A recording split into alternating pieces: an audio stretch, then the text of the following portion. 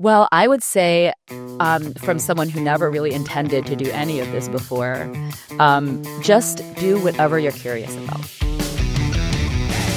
All you have to do is one thing that you're kind of really into, and you have no idea what that might open up. What potential do you see for augmented reality to drive meaningful conversations and change in art and education? The rose responds, the bud expands, the power's in her hands. All it took was one deep breath. Now Raven understands. She doesn't have to struggle, and it's all a little strange. When you change the way you look at things, the things you look at change.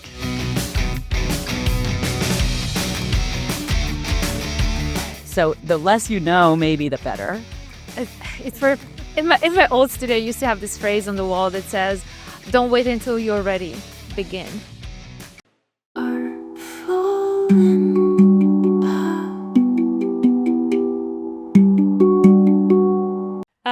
Hello everyone. I'm here with Kayla Silber at Artful Impact. Thank you so much for being here today. I am very excited to have this interview with you because, first of all, I met your work before I met you.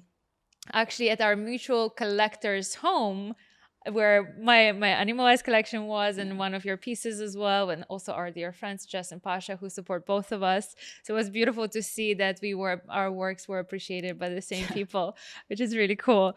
I'm just going to read your bio so people get to know you. So Kayla Silber is an augmented reality artist and author, also an incredible singer.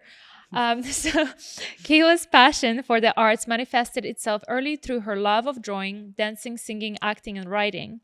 After graduating with a bachelor's degree in fine art from the University of MD, she worked as an art director for some of the top ad agencies in Manhattan, including Saatchi and Gray Advertising. In 2009, she moved to LA, where over the course of 9 years, she transitioned into the role of creative director for one of the largest fashion trade show companies in the world. While working as a creative director, she decided to revisit her passion for traditional art and, in her spare time, began creating a body of work dealing with the theme of the divine feminine. She discovered augmented reality in 2018, taught herself how to animate, and very quickly pioneered this amazing new art form. The process of creating each piece brought experiences into her life and deepened her connection to herself, pushed her to grow, revealed and healed the deep wounds, and gave her direct access to a well of knowledge that resided deep within. Seamlessly blending the physical with the digital world, Kayla's distinctive artistic style created a mesmerizing and mystical experience for her viewers. But after 7 years of honoring her process, she felt she had something more to say.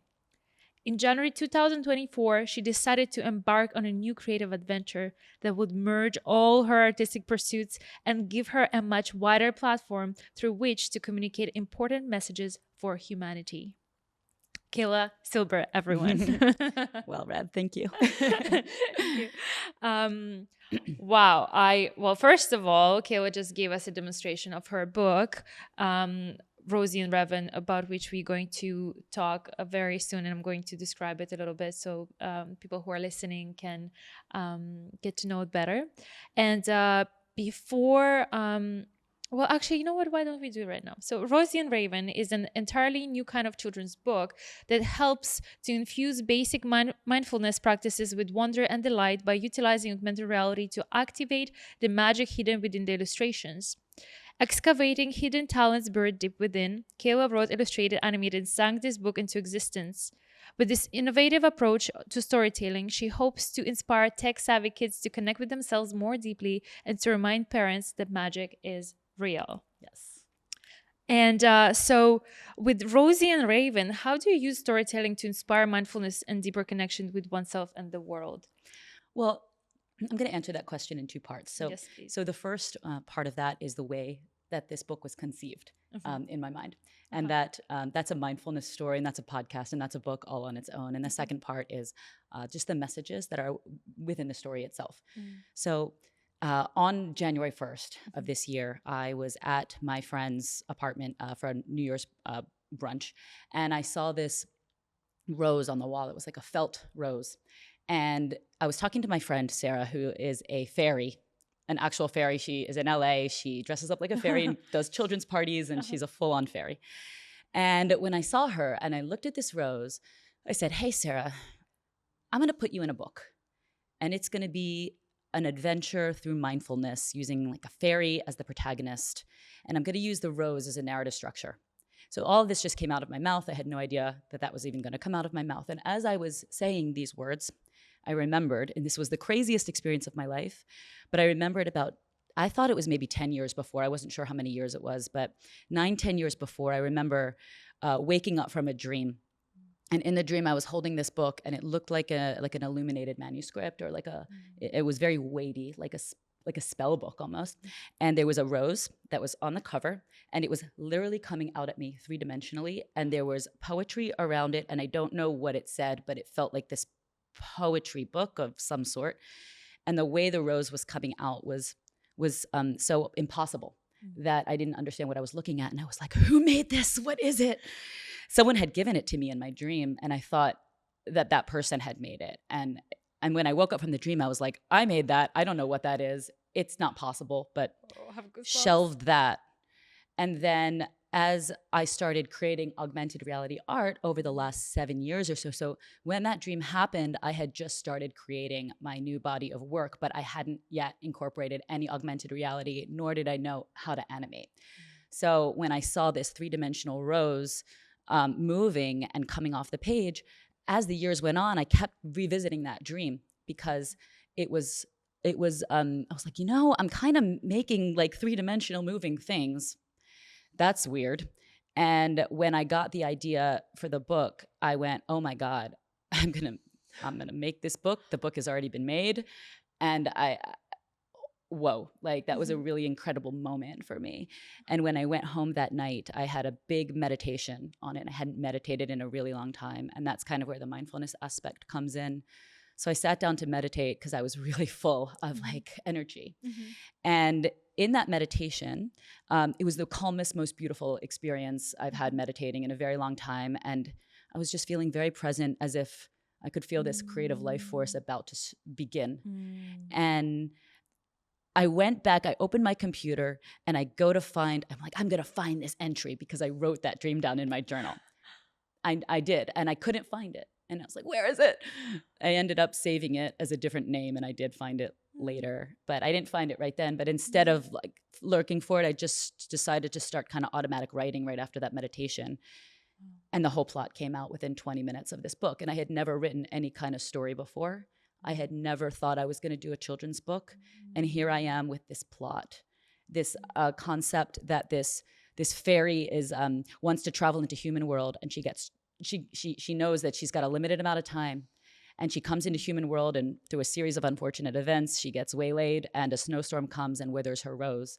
She can't get back, so she has to figure out how to get home, or she's gonna die out there in the cold. And she ends up meeting. She sees a rosebud way off in the distance, but she can't get to it for a number of reasons. And she meets this little girl that's just wandering by herself. This sad little girl who's not paying attention and can't hear her, and she's throwing acorns at her, and she's not listening, and she's not reading the signs, as you know how that goes. And then all the animals call her name, and they get her attention, and the two characters meet. And once they meet, the little girl, Raven, has to figure out how to help this fairy, and how does she get this rose to open, right? But how do you get a rose to open? So there's this one passage in the book that I really love, that I think is really profound. And it says, Raven is holding this rose and she's looking into it, and she says, Raven tries to shake the rose, but it just closes tighter. She even tries to yell at it, but Raven's not a fighter. Maybe there's some secret word or special magic spell.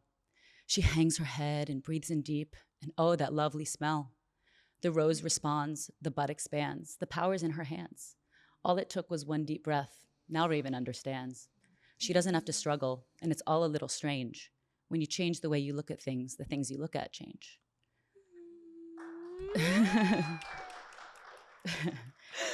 Yes. So, and it's really interesting because that's where the mindfulness starts.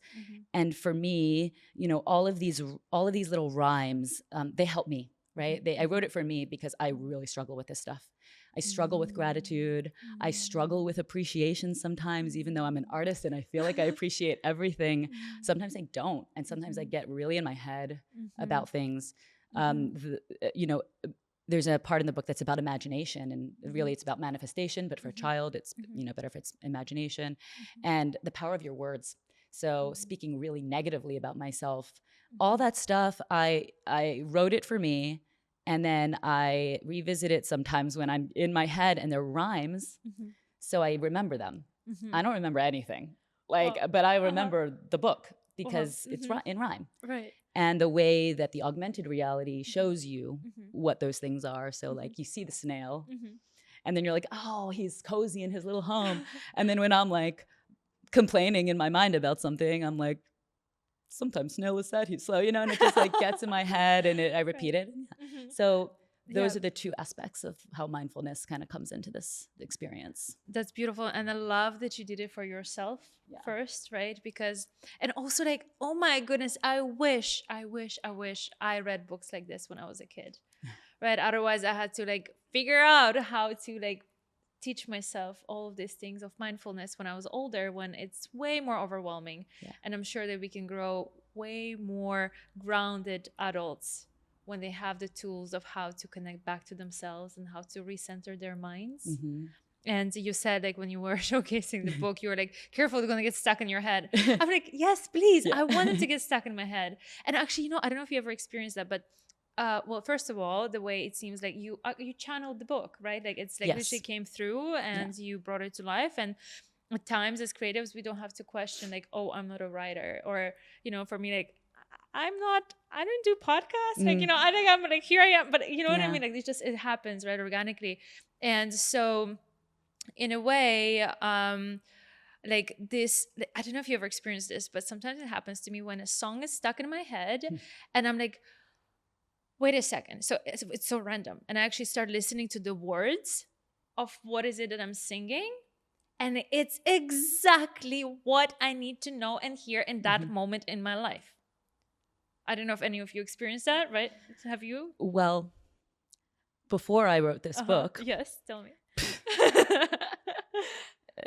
This is one for the moth. Before I wrote this book, a couple days before, I was at a big ceremony, plant medicine ceremony. And there was a song that was playing in the ceremony. And I remembered just a little bit of it. And the lyrics were, when she is ready, not a moment too soon. Those were the lyrics in that ceremony. This was literally 2 days before I got the idea for the book. So afterward, I told my friend who was leading the ceremony, I got this idea and it's about this girl and this rose and blah, blah, blah, blah, blah. And I'm talking all about the rose. And she's like, remember that song that you were freaking out about that was playing during ceremony? And I was like, yeah, I know it. It was amazing. She goes, do you know what it said, right? And I said, yeah, like when she is ready, not a moment too soon. The lyrics that were actually in that song were, a rose blooms when she is ready, not a moment too soon. Wow. That's what was in the song. Wow. And it literally planted a seed in my mind, and I didn't even know. I didn't hear it consciously. And then the whole book was about this rose. Oh, yeah. Goosebumps. So there you go. Beautiful, beautiful. The universe manifests itself. Yeah. Wow. I'm just like, I'm in this story. I'm in this world with you right now that I'm even forgetting all of my questions. So just So how does augmented reality transform the way audiences interact with your art and storytelling? Well, I think it creates kind of a social experience. So like when I started doing this work, I would show it in, gallery settings or events, and people would come and they would all get together and sort of like freak out over what they were seeing. Like kids would come and everyone could partake in it. And it made the art a little bit more accessible, I think, to people that maybe don't really know art. I've showed it, in places where people will come in off the street to look at it because they're like, what is it, So it is, and then it adds another dimension to the story as well, which isn't necessary for the story, but it helps. It helps reveal more. So I always wanted to make sure that when I was creating my pieces, they stand alone. And that was really important for me when I started creating the work, so that the augmented reality was more of like the medium is the message. Like you need to use the augmented reality to tell the story, but you're not just making things move because as a gimmick. So that's, to me, very important with the augmented reality.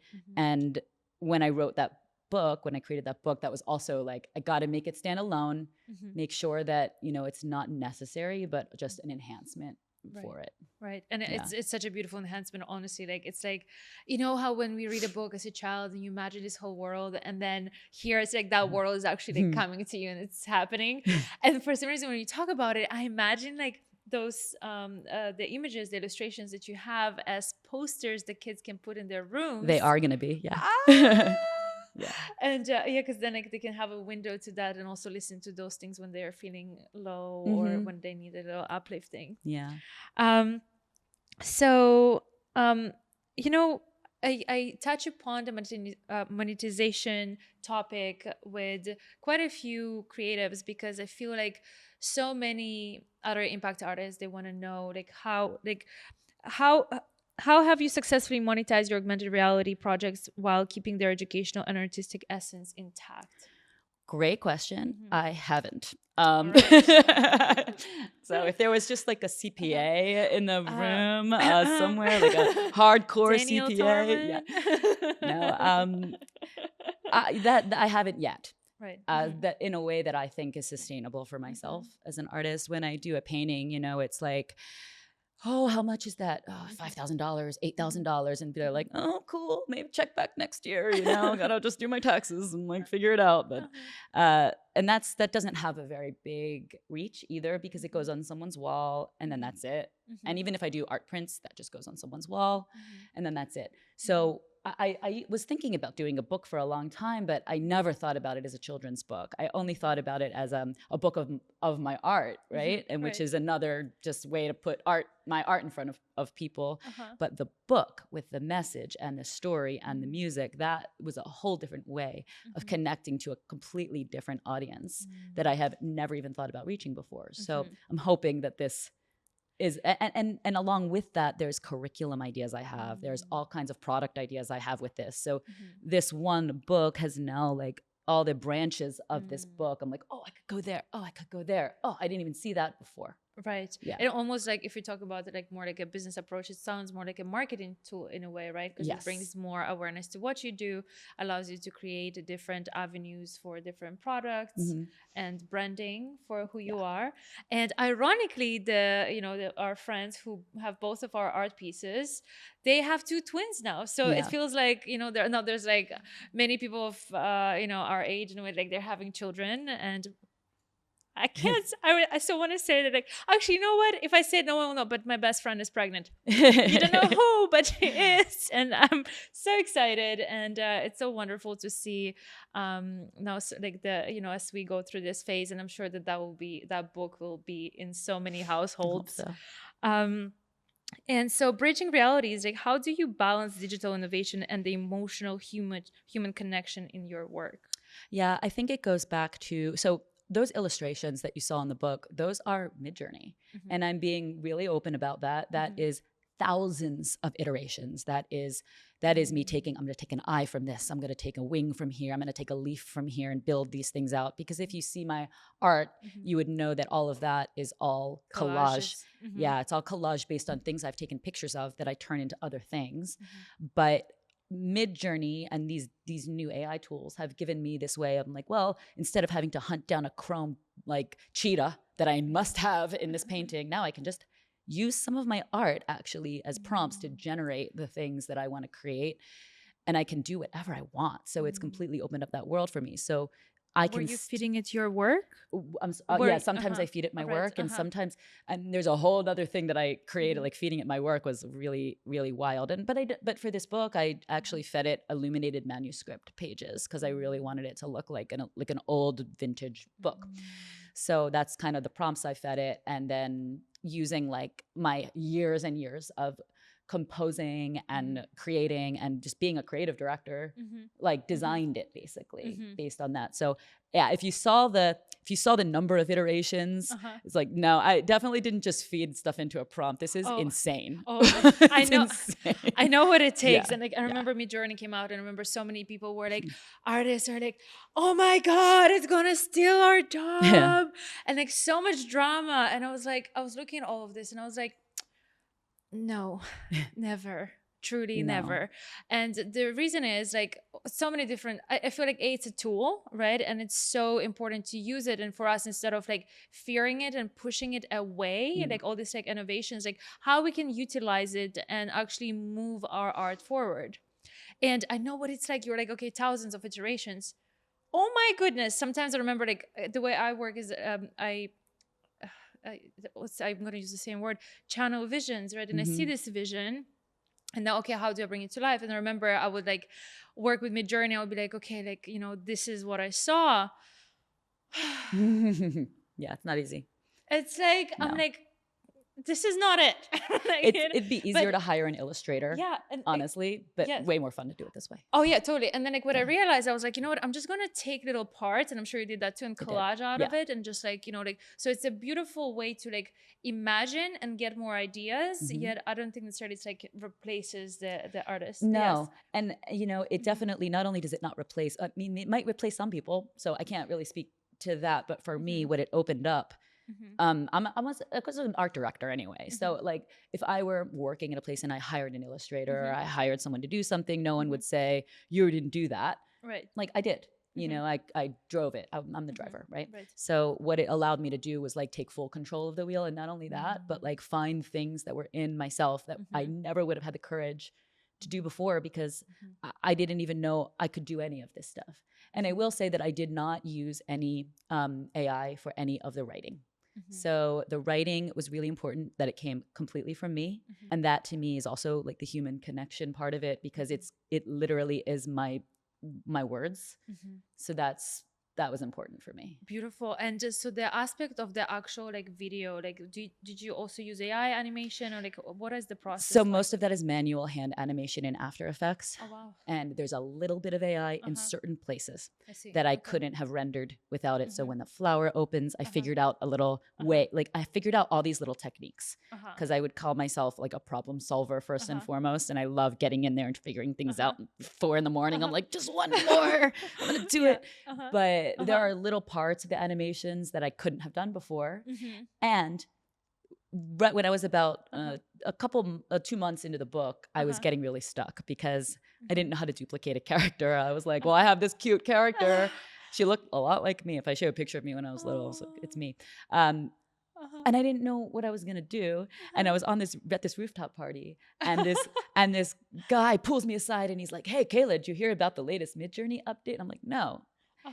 Character reference update. No. You can now make characters based on your characters. And I was like, well, that's divine timing if I've ever heard it. And it's like, it doesn't work perfectly, but it worked. Yeah. So yeah. Amazing. Yeah. Wow. And so like for animation, for like, I'm not so familiar with animation, but my understanding, and please help me understand it more. So it's basically like frame by frame, right? You design every frame as it changes, right? It's not necessarily frame by frame, but sometimes it is. So sometimes if I'm masking things, it's frame by frame. But usually it interpolates motion. So if I put something here, put something there, you know, it'll go to that point. A lot of my animation is simple. It's make it bigger, make it smaller, make it fade in, make it fade out. I'm not using crazy visual effects. I just am very careful about how I do it. So it's really intentional, and every single thing is absolutely necessary for the piece. Beautiful. And also like when I see it, it's like, for me, it looks very complex animation. Yeah. I've had animators be like, well, you're really good at After Effects. I'm like, no, don't look at my files. It's really, really bad. Yeah. Well, that's your perception, but like for us, it looks absolutely stunning. Thank you. And so future of art, augmented reality in art. What potential do you see for augmented reality to drive meaningful conversations and change in art and education? Well, the way I want to use AR is maybe a little different than how I want to make books important, right? This is not going to be an ebook.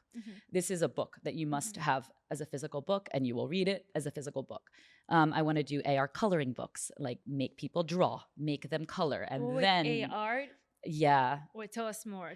Yes. I'm working on it now, so no one steal it. But cat's out of the bag. You don't have to talk about it if you don't want to. But yeah, it's just I want to make people get analog again, Mm-hmm. but also there's this added element that can add in more. And then there's other ways, with AI coming, with conversational AI, there's a lot of ways for this book in particular to introduce mindfulness in a completely new way. There's so many things that can be done that I'm currently kind of working on, but I'm just getting this book out now, but it's in the back of my mind, like things that can be done to get kids really understanding these concepts and making it part of their lives.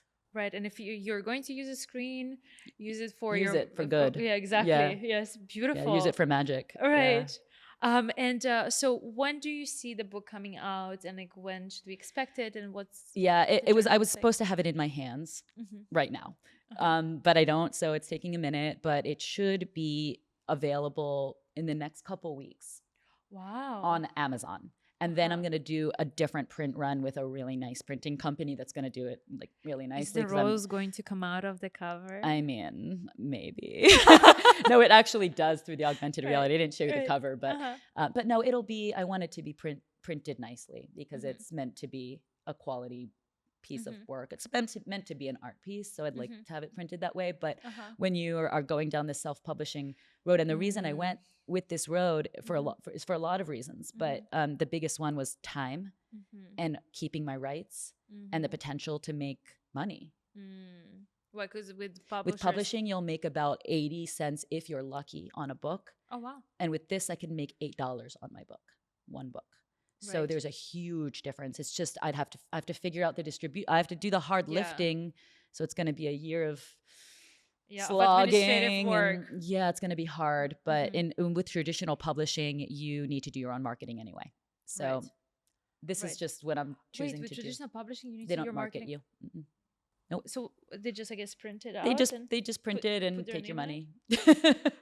Wow. Yeah. And then they'll do the distribution for you, so you don't have to put the money up front. But but then you need to find out where it's going to sell and how it's going to sell. Both. I mean, if you're going to self-publish and you're going to regular publish, you kind of have to. Wow. You have to sell a lot of copies even to get into bookstores, even if you're traditionally published. So I have learned a lot in the last couple months. Like it's been an education. What will be an advice for anyone who is seeking to write a book?